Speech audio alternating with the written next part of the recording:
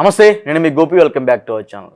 ఈరోజు మనతో మాట్లాడడానికి పొలిటికల్ అనలిస్ట్ చిట్టిబాబు గారు ఉన్నారు. సార్ నమస్తే. సార్ నమస్తే. సార్, హైడ్రా అనేది ఒక నెల రోజులు బాగా సంచలనం సృష్టించింది. సో అందులో భాగంగానే పేదల ఇల్లు అయితే కూల్చేసింది. అదేవిధంగా కొంతమంది పెత్తందారులు కూడా కూల్చేస్తున్నారు అన్నట్టుగా చెప్పారు, కానీ కూల్చేయలేదు. కేవలం నోటీసులు అయితే ఇవ్వడం జరిగింది. అందులో భాగంగా ఎవరైతే రేవంత్ రెడ్డి సొంత సోదరుడు ఉన్నారో సో వాళ్ళకు నోటీసులు ఇచ్చారు, దాని అయితే కూల్చలేదు. సడన్గా మళ్ళీ హైడ్రా కూల్చివేతలు ఆగిపోతున్నాయి అని చెప్తున్నారు. దాని ఏమంటారు? సడన్ గా అనేం కాదమ్మా, ఇది ఈ డ్రామా యొక్క స్టార్టింగే డ్రామా. ఇది డ్రామా హైడ్రా అనేది హైడ్రామా. అలా ఏదో చేసేసేసి వాళ్ళకి కావాల్సింది, రేవంత్ రెడ్డికి కావాల్సింది సూట్ కేసులు. ఈ సూట్ కేసులు ఏర్పడ్డాయి. ఇప్పుడు వచ్చేసినాయి, వచ్చినాయి మంచి ఘనమైన సూట్ కేసులే. అంటే కోమటిరెడ్డి వెంకటరెడ్డి తీసుకురాగలిగిన సూట్ కేసుల కన్నా ఇంత బరువు అయిన బలమైన సూట్ కేసులు ఏర్పాటు చేసేసుకున్నాడు. ఈ హైడ్రాని అడ్డు పెట్టుకుని వీళ్ళని దారిలోకి తెచ్చుకుని, బిల్డర్స్ని, రియల్ ఎస్టేట్ వాళ్ళని అందరినీ దారిలో తెచ్చుకుని మంచి సూట్ కేసులు. ఆ సూట్ కేసులు ఏర్పాటు కోసమే ఈ డ్రామా. అందుకని ఎవరిని కాకుండా అపోజిషన్ పార్టీ తాలూకు వాళ్ళవి కోల్చటము, ఒక సెలబ్రిటీని కోల్చడం, సో దట్ ఒక భయాన్ని క్రియేట్ చేయటం. ఆ భయం క్రియేట్ ద్వారా బిల్డర్స్ అందరూ దగ్గరికి రావాలి. వచ్చారు, అందరూ దెబ్బకు భయపడ్డారు, వచ్చేసి దగ్గరికి వచ్చి కూర్చున్నారు. సూట్ కేసులు సర్దేశారు.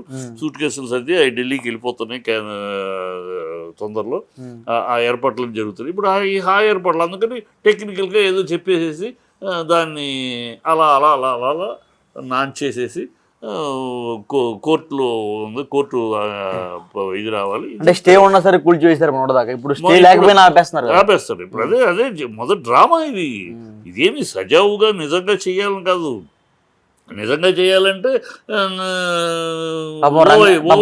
ఓవైసీ చాలా మంది ఏమంటారంటే రంగనాథుని బలి తీసుకున్నారు అని చెప్తున్నారు. రంగనాథుని అడ్డు పెట్టుకుని రంగనాథ్ ఏమన్నా ఆఫీసర్, ఆయన పొలిటికల్ మాట్లాడతాడు. నిన్న కూడా ఆర్డినెన్స్ గురించి ఆయన మాట్లాడతాడు. ప్రభుత్వం కదా చెప్పాలి ఆర్డినెన్స్ తీసుకొస్తామని. ఆయన మాట్లాడతాడు ఇది ఆర్డినెన్స్ అని. అసెంబ్లీలో అసెంబ్లీల గురించి ఆయన మాట్లాడటం ఏంటి? ఇవన్నీ పొలిటికల్. అతను పొలిటికల్లీ అఫిలియేటెడ్. అందుకని అతను పెట్టుకుని ఆఫీసర్ పెట్టుకుని. ఇప్పుడు చాలా మంది సార్ నెగిటివ్గా మాట్లాడతారు, పాజిటివ్గా మాట్లాడతారు. చాలా మంది most of the peoples Ranganath honest person అని చెప్తున్నారు. మరి కొంతమంది ఏమంటారంటే రంగనాథ్ కూడా డబ్బులు ముట్టాయి, సూట్ కేసులు ముట్టాయి అని చెప్తున్నారు. రంగనాథ్కి డబ్బులు ముట్టాయి ఆ మాటలు నేను చెప్పను. కానీ రేవంత్ రెడ్డి, కాంగ్రెస్ పార్టీకి రేవంత్ రెడ్డికి డబ్బులు ముట్టాయి, సూట్ కేసులు ముట్టాయి. ఆ సూట్ కేసులు వాళ్ళ అధిష్టానానికి వెళ్ళబోతున్నాయి. దానికోసమే ఆ సూట్ కేసులకు, ఎందుకంటే లేదు ఉండదు. కాంగ్రెస్ యొక్క పాలసీని, అది ఎక్కడ వాళ్ళ ప్రభుత్వం ఉన్నా 3 నెలలకు ఒకసారి సూట్ కేసులు అధిష్టానానికి వెళ్ళాలి. అది వాళ్ళ పాలసీ. ఎక్కడ ఉన్నా సరే, ఏ స్టేట్లో వాళ్ళ గవర్నమెంట్ వచ్చినా అదే పాలసీ. ఆ పాలసీ ప్రకారం చెయ్యాలి. ఇక్కడ ఏంటంటే పర్టికులర్ తెలంగాణ వచ్చేప్పుడు 2 పాయింట్లు ఉన్నాయి. ఒకటి, సూట్ కేసులు తయారు చేయాలి. కాకపోతే రెండో పాయింట్ అంటే ఆ సూట్ కేసులు కోమటిరెడ్డి వెంకటరెడ్డి కన్నా ఎక్కువ చేయాలి. లేకపోతే కోమటిరెడ్డి వెంకటరెడ్డి వచ్చేస్తాడు రెండో కృష్ణుడిగా. సో రెండో కృష్ణుడిగా కోమటిరెడ్డి వెంకటరెడ్డిని ఆపాలంటే అతను చేయగలిగిన దానికన్నా ఎక్కువ సూట్ కేసు, బలమైన సూట్ కేసులు, ఘనమైన సూట్ కేసు చేయాలి. అందుకని ఆ మధ్య గుట్కాల మీద వేసారు. ఒక 2 రోజులు హడావిడి చేశారు. అక్కడ ఏదో సూట్ కేసులు వచ్చేసి ఇప్పుడు ఎక్కడ చూసినా గుట్కాలు అమ్ముతానే ఉన్నారు. ఏ స్కూల్ దగ్గర బయట ఎక్కడ అయినా అమ్మేస్తున్నారు. ఆ 2 రోజులు మాత్రం హడావిడి సూట్ కేసులు వచ్చాయి. ఇప్పుడు ఈ హడావిడి, ఈ 4 రోజులు హడావిడి ఈ సూట్ కేసులు వచ్చేసి ఇప్పుడు ఏదో టెక్నిక్ ఏదో పాయింట్ చెప్పేసి అలా మరి నువ్వు మర్చిపోతావు, నేను మర్చిపోతావు. ఓవైసీ మళ్ళీ ఇంకో బిల్డింగ్ కూడా కడతాడు అదే చెరువు దగ్గర. పొంగులేటి శ్రీనివాసరావు పెద్ద బిల్డింగే కట్టేసుకుంటాడు. కిరణ్ కుమార్ రెడ్డి తమ్ముడు ఆ 27 బిల్డింగులు కూడా ఫినిష్ చేసుకుంటాడు. ఇవన్నీ అలా వెళ్ళిపోతూ ఉంటాయి. అపోజిషన్ దీన్ని ఈ పాయింట్గా స్వకార్యం కొంత, స్వామికార్యం కొంత అంటే ఈ పనిగా అపోజిషన్ పార్టీ వాళ్ళ తాలూకు భూములు ఎక్కడున్నాయో అక్కడ వాటిని కూల్చడం. అది టెంపరీగా చేశారు 2-3. ఓకే. సో ఒక మాటలో హైడ్రా ఎప్పుడు ఆగిపోతుంది అంటారు? ఆగిపోతుందని నేను ఎప్పుడో చెప్పాను. ఇది ఆరంభించిన రోజే ఇది ఓన్లీ తాత్కాలికమైన డ్రామా. హైడ్రా అనేది తాత్కాలికమైన డ్రామా. కొన్నాళ్ళు జరుగుద్ది, తర్వాత సూట్ కేసులు అందాక ఆగిపోతుంది. ఇప్పుడు సూట్ కేసులు అందిపోతున్నాయి. అందుకని అలా లీక్ చేస్తున్నారు. ఇది అది వస్తుంది, ఇది వస్తుంది, కోర్టులో వేస్తారు. దాన్ని విధి విధానాలు, అసలు విధి విధానాలు నిర్మించండి ఇప్పుడు అడుగుతారు.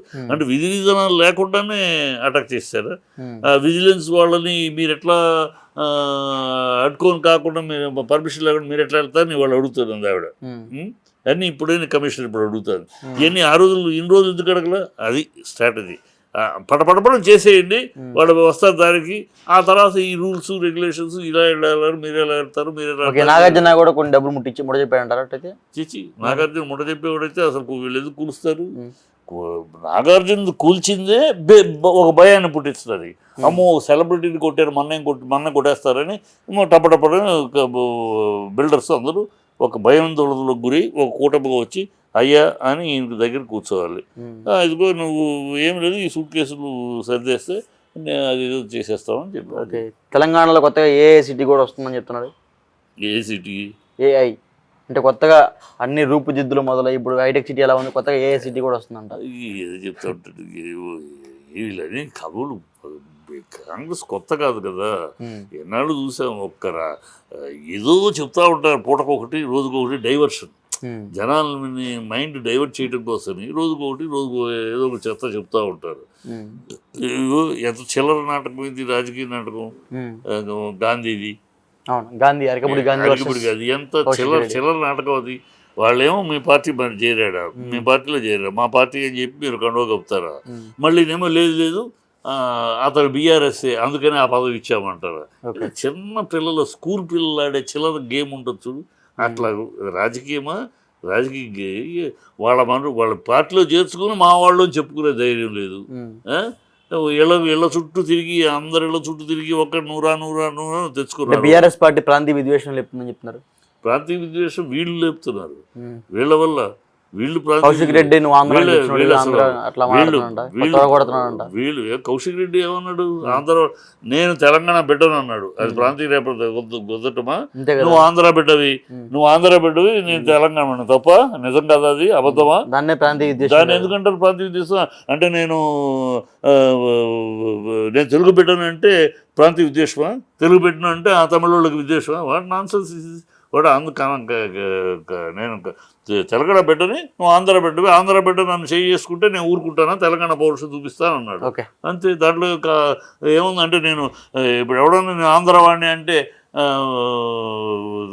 తెలంగాణకు విరోధం, లేదు నేను తెలుగు వాడిని అంటే తమిళోడికి విరోధమా? పిచ్చివాగుడు, పిచ్చి